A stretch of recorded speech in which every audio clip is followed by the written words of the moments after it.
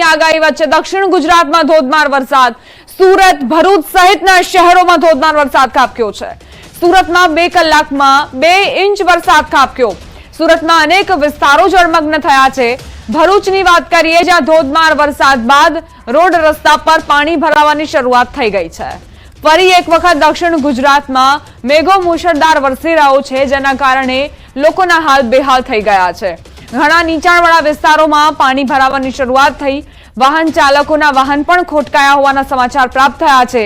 આખા જાણે કે વ્હીલ પાણીમાં ડૂબતા નજરે પડ્યા છે। જેમ જેમ સાંજનો સમય થશે તેમ ટ્રાફિક જામની સમસ્યા પણ લોકોને સામનો કરવાનો વારો આવશે, કારણ કે સાંજે 7 વાગ્યાનો સમય પીકઅપ અવર, અને તે દરમિયાન જો વરસાદ નહીં રોકાય તો આ જ પ્રમાણે સુરતીઓ પરેશાન થતા રહેશે। અનેક વિસ્તારો જે પાણીમાં ગરકાવ થઈ ચૂક્યા છે। સુરત શહેરમાં વરસાદી માહોલ બરાબર જામ્યો છે। 2 કલાકમાં 2 ઇંચ વરસાદ, ધોધમાર વરસાદથી પાણી નજરે પડી રહ્યા છે। વરસી રહેલા વરસાદના પગલે કૈલાશનગર અને કાદર શાલીનાલ વિસ્તારમાં પાણી ભરાયા। સુરત ફરી એક વખત જળબંબાકારની સ્થિતિથી પરેશાન, નીચાણવાળા વિસ્તારો પાણીમાં ગરકાવ। 2 ઇંચ વરસાદ બાદ સુરતના કેવા હાલ થયા છે તે સ્થિતિ જુઓ। ક્યાંક કમર સુધીના પાણી ભરાયા છે। સોસાયટીની અંદર પાણી ઘૂસ્યા છે। ઘર બકરી પણ ફરી એક વખત નુકસાનની સમસ્યાથી ઝઝૂમી રહી છે, કારણ કે આ પહેલા પણ સુરતમાં ખાડીપુરના કારણે લોકો પરેશાન થયા હતા। ઘર વખરી પાણીમાં પલળી હતી। વધુ એક વખત એ જ પ્રમાણેની સ્થિતિ। સામાન્ય વરસાદ વરસ્યો છે। માત્ર 2 કલાકમાં 2 ઇંચ વરસાદ ખાબક્યો, ત્યારબાદ આ દુર્દશા થઈ છે સુરતના રસ્તાઓની, સુરતમાં સોસાયટીઓની। સુરત શહેરમાં ફરી ધોધમાર વરસાદની એન્ટ્રી। મહાનગરપાલિકાની પોલ ખુલી। 2 કલાકમાં 2 ઇંચ વરસાદ શું ખાબક્યો? કૈલાશનગર ખાતે વરસાદી પાણી ભરાયા। અનેક વાહનો પાણીમાં ગરકાવ થયા। કૈલાશનગરમાં ઘૂંટણસમાં પાણી ભરાયા। સંપૂર્ણ રસ્તા પર વરસાદી પાણીનું સામ્રાજ્ય જોવા મળી રહ્યું છે। અનેક વાહનો પાણીના કારણે બંધ થયા। કૈલાશનગર, રિંગ રોડ, અઠવા, મજુરા સહિત અનેક વિસ્તારોમાં પાણી ભરાયા। સંવાદદાતા કેતન જોડાઈ ગયા છે વધુ જાણકારી સાથે। કેતન, સુરતના કયા એવા વિસ્તારો જે પ્રભાવિત વરસાદથી? જી દીપા, ચોક્કસથી વાત કરું તો બપોર બાદ અચાનક જ વાતાવરણમાં પલટો આવતા સુરત શહેરમાં 2 કલાકના વરસાદની અંદર જળબંબાકારની સ્થિતિ જોવા મળી રહી છે। ખાસ કરીને કૈલાસનગર, મજુરા ગેટ, રાંદેર, અઠવા લાઇન્સ અને સુરત સિવિલના ગ્રાઉન્ડ ફ્લોરના ઓપીડી વિસ્તારની અંદર વરસાદી પાણીનો ભરાવો જોવા મળી રહ્યો છે।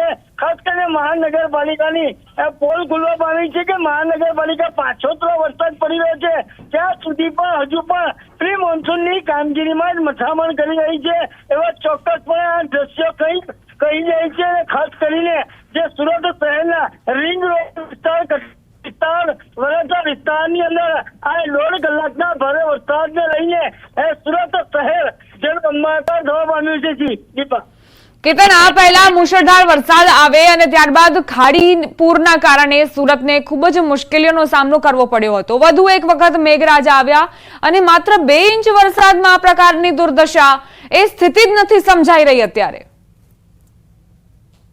વહીવટી તંત્રની બેદરકારીને કારણે ખાડી પૂરની સ્થિતિને કારણે લોકોના ઘરોની અંદરનું જે બેક પાણી છે એ બેક પાણીને ધ્યાનમાં લઈને લોકોના ઘરોમાં પણ લીંબાયત, દિંડોલી જેવા વિસ્તારોની અંદર, સણિયા, હેમાદ જેવા વિસ્તારોની અંદર પાણી ભરાવા પામ્યા છે।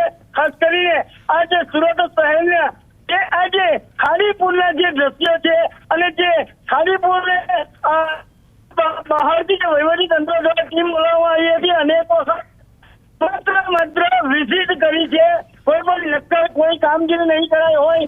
જર્મન ટેકનોલોજીને ધ્યાનમાં લઈને અનેક વખત જાહેરાતો કરાઈ છે, માત્ર એ જાહેરાતો કાઢવામાં રહી છે।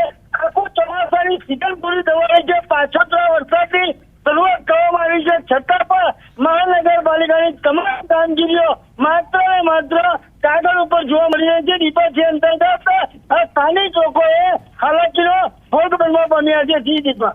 આભાર કેતન, જાણકારી આપવા માટે। આગળ પણ તમારી પાસેથી અપડેટ્સ લેતા રહીશું। તો સુરતની આ દુર્દશા થઈ છે, સુરત બગડી છે માત્ર ને માત્ર 2 ઇંચ વરસાદ બાદ।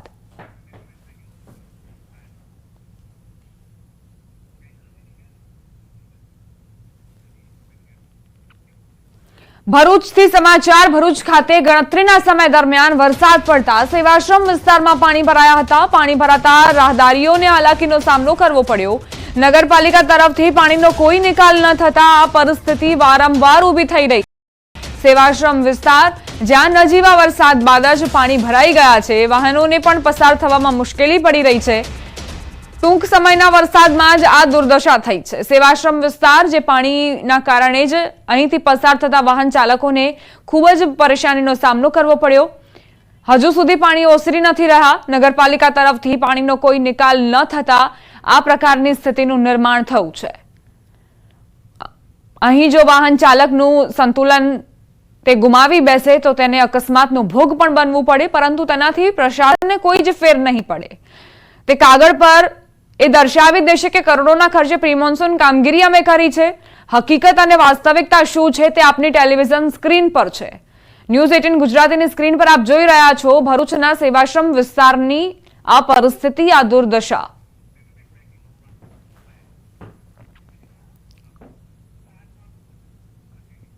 સુરતના મહુવા તાલુકામાંથી પસાર થતી ઓલણ ખાડીમાં પૂર આવ્યું. ભગવાનપુરા કોઝવે પાણીમાં ગરકાવ થયો. ઉપરવાસના તાપી જિલ્લામાં ગત રાત્રિએ ધોધમાર વરસાદના પગલે મહુવા તાલુકામાંથી પસાર થતી ઓલણ ખાડીમાં પૂરની સ્થિતિ સર્જાઈ હતી, જેના પગલે ભગવાનપુરાથી સાંબાને જોડતો લો લેવલ કોઝવે પાણીમાં ગરકાવ થયો, જ્યારે સાંબા તરફથી નદી કિનારાના પટનું ધોવાણ થઈ ગયું છે.